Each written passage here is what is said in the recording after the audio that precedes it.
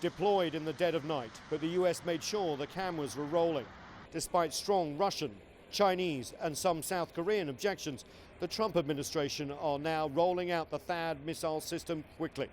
According to Seoul, the system could now be operational by April.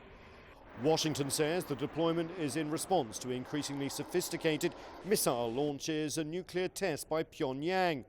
We've been very clear in our conversations with China that this is not meant to be a threat and is not a threat to them or any other power in the region. It is a defensive system.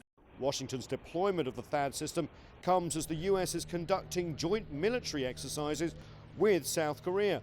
These annual exercises simulate a war with the North and always raise tensions. The deployment of THAAD adds to the friction on the Korean peninsula. But the effects of the THAAD deployment go far beyond there. THAAD's range and data gathering capabilities mean that the system can track Chinese and Russian missile activity, further destabilizing the strategic balance in North Asia. China is considering a range of responses, saying it'll take firm and necessary steps to safeguard its security.